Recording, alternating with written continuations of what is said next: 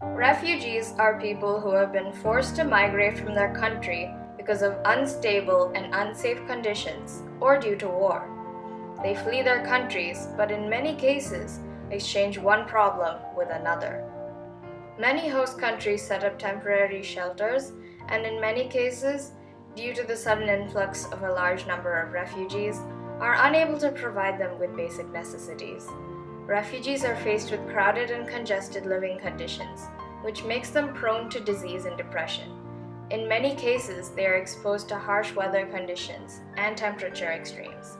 Safety issues are common for children and women.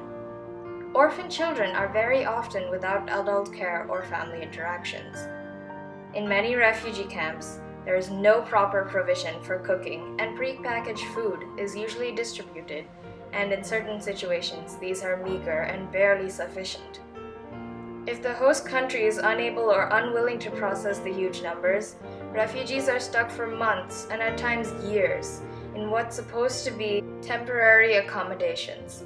They are not allowed to work and earn money until they are relocated.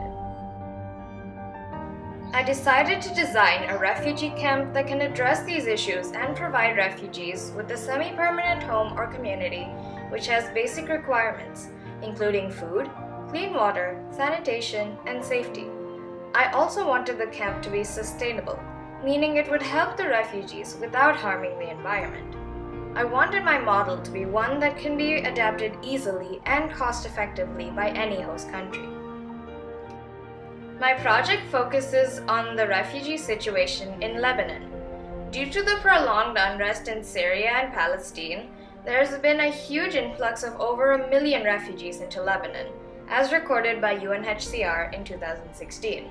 These refugees are faced with an already ongoing water crisis, as well as crowded living conditions, and have become a huge drain on Lebanon's resources. My design will be able to address some of these issues, and perhaps help in providing refugees with a better quality of life till they are relocated. I have designed a layout keeping in mind what I wanted to solve. The houses are hexagonal in shape. This provides optimal solar energy gathering throughout the day and a feeling of security and companionship without losing privacy.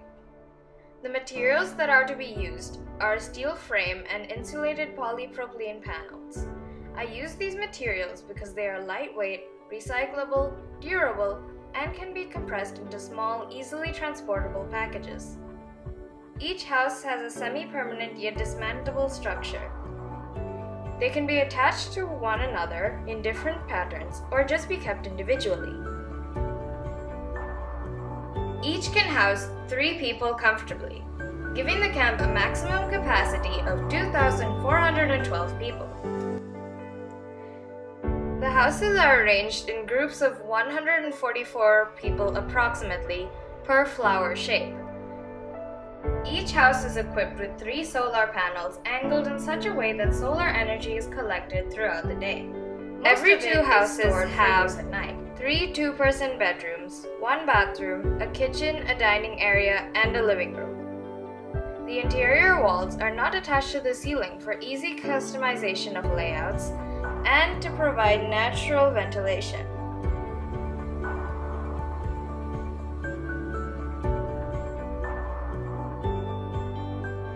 In most refugee camps, providing clean water is an issue. I would like to address this issue by adopting an innovative design by an Israeli research group.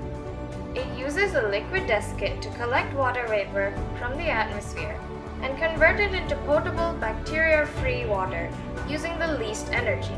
My camp design has 7 water collection areas per house group, 6 for drinking, some shared with other house groups, and 1 in the center of each flower, which can be used for gardening or drinking. Recycled wastewater can also be used for gardening purposes. The empty space in the center of each group can be made into a garden so that refugees can grow greens and a few other vegetables, which most refugees do not have access to.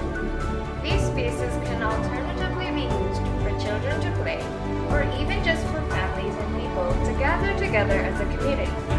These safe community spaces help build morale and keep the refugees occupied.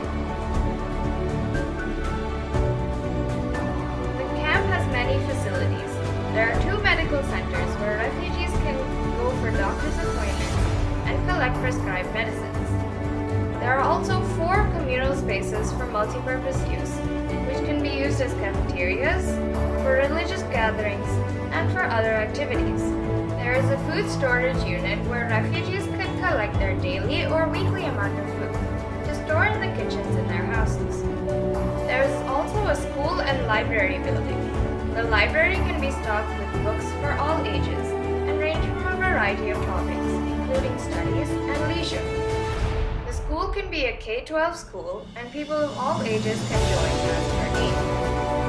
There are defined roads leading in and out of the camp, which are not shown in the design.